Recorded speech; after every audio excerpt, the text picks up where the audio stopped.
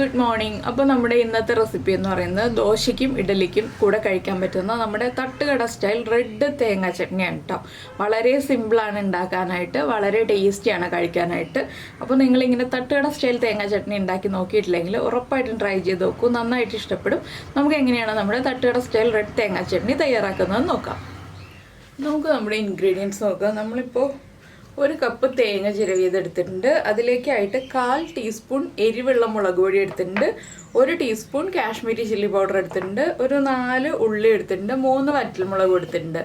1/4 teaspoon എന്നുള്ളത് 1/2 teaspoon വരെ എടുക്കാം കേട്ടോ എരിവുള്ള മുളക് പൊടി. നിങ്ങളുടെ എരിവനുസരിച്ച് മുളക് പൊടിയുടെ അളവിൽ വ്യത്യാസം വരുത്താം.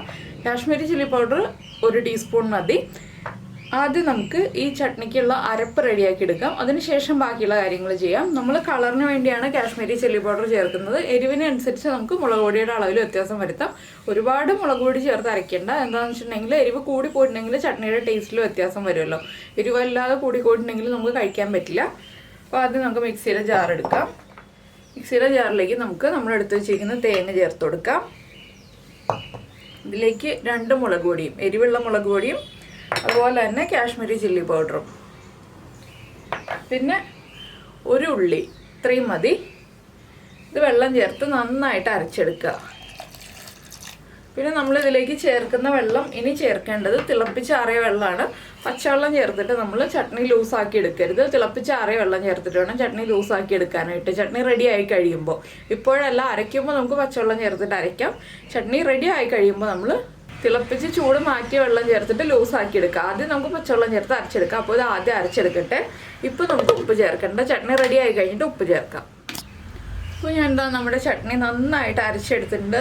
അധികം തരിയില്ലാതെ ഒരുവിധം നന്നായിട്ട് തന്നെ അരച്ചെടുത്തിട്ടുണ്ട്. അപ്പോൾ ഇനി നമുക്ക് നമ്മുടെ ചട്നിയുടെ ബാക്കി കാര്യങ്ങൾ നോക്കാം. ഇപ്പോൾ നല്ല കളറുണ്ട്. ഇത്രയും കളറല്ല നമ്മുടെ ചട്നിക്ക് ഉണ്ടാവുക, ഇതിനേക്കാൾ കുറച്ചുകൂടി ലൈറ്റ് ആയിരിക്കും. അപ്പോൾ നമുക്കിനി ബാക്കിയുള്ള കാര്യങ്ങൾ എന്തൊക്കെയാണ് ചെയ്യേണ്ടതെന്ന് നോക്കാം.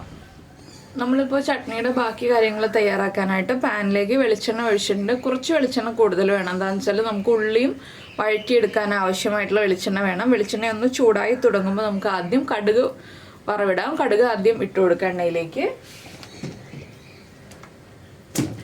അപ്പോൾ കാശ്മീരി ചില്ലി പൗഡർ ഉണ്ടെങ്കിൽ മാത്രം ഈ ചട്നി ചെയ്യാം കേട്ടോ. അപ്പോഴേ കറക്റ്റ് ആ ഒരു കളറൊക്കെ കിട്ടുള്ളൂ. ടേസ്റ്റൊക്കെ കറക്റ്റ് ആയിരിക്കും. പക്ഷേ കളർ കിട്ടണം എന്നുണ്ടെങ്കിൽ കാശ്മീരി ചില്ലി പൗഡർ നിർബന്ധമായിട്ടും ചേർക്കണം, എന്നാലേ കറക്റ്റ് ആവുള്ളൂ. ഇനി നമുക്ക് 1 ടീസ്പൂൺ കടുക് ചേർത്ത് കൊടുക്കാം. കടുക് കൂടുതൽ ഉണ്ടാവാറുണ്ട് നമ്മൾ തട്ടുകടയിൽ നിന്ന് ചട്നി കഴിക്കുമ്പോൾ. ഇനി കടുകൊന്ന് പൊട്ടി വരട്ടെ.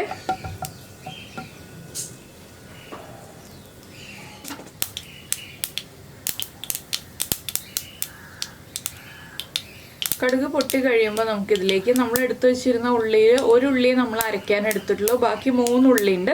ആ ഉള്ളി റൗണ്ടിൽ കട്ട് ചെയ്തിട്ട് അത് ഈ എണ്ണയിലേക്ക് ചേർത്ത് കൊടുക്കാം.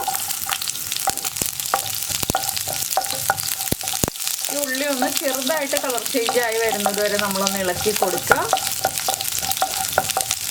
അല്ലാതെ ബ്രൗൺ കളറായി പോകണ്ട, ചെറുതായിട്ടൊന്ന് കളർ ചേഞ്ച് ആയി വന്നാൽ മതി. ആ ഉള്ളിയുടെ ടേസ്റ്റൊക്കെ നമ്മുടെ എണ്ണയിലേക്ക് നന്നായിട്ട് പിടിച്ചു വരണം. അപ്പോൾ നമ്മുടെ ഉള്ളിയുടെ കളറൊക്കെ ഒന്ന് ചെറുതായിട്ട് ചേഞ്ച് ആയി തുടങ്ങുന്നുണ്ട്. ഈ സമയത്ത് നമുക്കിതിലേക്ക് ഒരു 3 വറ്റൽമുളക് 2ആയിട്ട് കട്ട് ചെയ്ത് ചേർത്ത് കൊടുക്കാം. വറ്റൽമുളക് ചേർത്ത് ഉടനെ തന്നെ നമുക്ക് 1 തണ്ട് കറിവേപ്പിലയും ചേർത്ത് കൊടുക്കാം.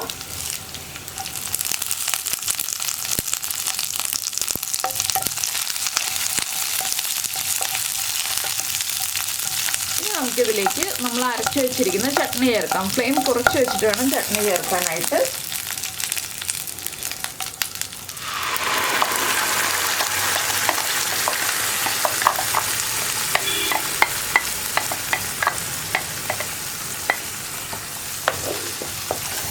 ചട്നി ചേർത്ത് ഒന്ന് ഇളക്കി നമുക്കിതിലേക്ക് ഉപ്പ് ചേർക്കാം. ഉപ്പ് കുറച്ച് കൂടുതൽ ചേർക്കണം. എന്താണെന്ന് വെച്ചാൽ നമ്മൾ ചട്നി കുറച്ച് ലൂസായിട്ടാണ് എടുക്കുന്നത്, തിക്കായിട്ടല്ല. ഇതൊന്ന് ചൂടായി തുടങ്ങുമ്പോൾ നമുക്ക് ഈ മിക്സിയുടെ ജാറിലേക്ക് തന്നെ നമ്മൾ തിളപ്പിച്ച് ചൂട് മാറ്റി വെച്ചിരിക്കുന്ന വെള്ളം ചേർത്ത് ഒഴിച്ച് ചുറ്റിച്ചു കൊടുക്കാം.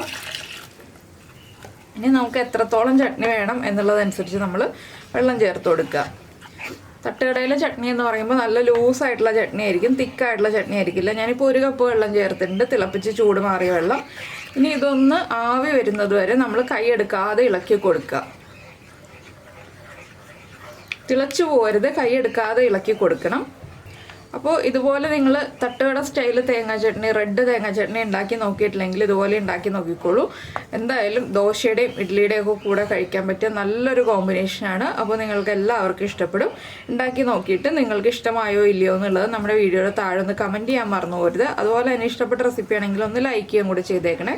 പിന്നെ നമ്മുടെ ചാനൽ ആദ്യമായിട്ട് കാണുകയാണെങ്കിൽ നമ്മുടെ വീഡിയോ പ്രസൻറ്റ് ചെയ്യുന്ന രീതിയൊക്കെ ഇഷ്ടമായി എന്നുണ്ടെങ്കിൽ നമ്മുടെ ചാനലൊന്ന് സബ്സ്ക്രൈബ് ചെയ്ത് സപ്പോർട്ട് ചെയ്യണേ. സബ്സ്ക്രൈബ് ചെയ്യുന്നതിന് ഈ വീഡിയോയുടെ താഴെയുള്ള റെഡ് സബ്സ്ക്രൈബ് ബട്ടൺ ഒന്ന് ക്ലിക്ക് ചെയ്യുക. അതിൻ്റെ റൈറ്റ് സൈഡിലുള്ള ബെൽ ഐക്കണും ക്ലിക്ക് ചെയ്യുക. അപ്പോൾ ഓൾ എന്ന് പറഞ്ഞിട്ടൊരു ഓപ്ഷൻ കാണാം. ആ ഓളും കൂടി പ്രസ് ചെയ്തിട്ടുണ്ടെങ്കിൽ ഞാൻ എപ്പോഴും വീഡിയോ അപ്ലോഡ് ചെയ്യുമ്പോൾ നിങ്ങൾക്ക് നോട്ടിഫിക്കേഷൻ വരും.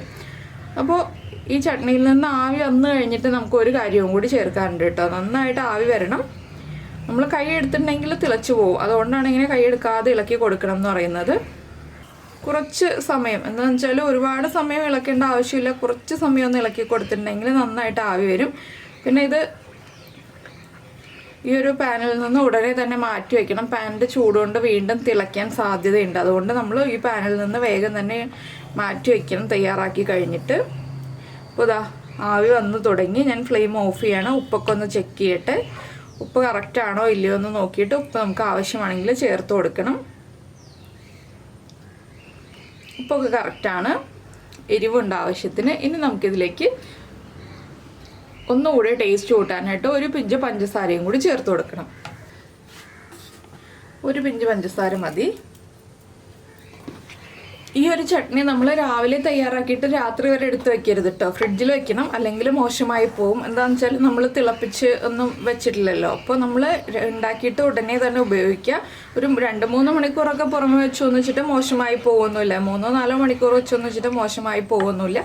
അതിൽ കൂടുതൽ സമയം പുറത്ത് വയ്ക്കാതിരിക്കുകയാണ് നല്ലത്. അപ്പോൾ എന്തായാലും നിങ്ങൾക്ക് എല്ലാവർക്കും ഈ ഒരു റെസിപ്പി ഇഷ്ടമായിട്ടുണ്ടാവുമെന്ന് വിചാരിക്കുന്നു. ഇഷ്ടമായിട്ടുണ്ടെങ്കിൽ കമൻറ്റ് ചെയ്യാൻ മറന്നു പോയില്ലല്ലോ. അപ്പോൾ നമുക്ക് നമ്മുടെ അടുത്ത റെസിപ്പിയുമായിട്ട് അടുത്ത ദിവസം വീണ്ടും കാണാം.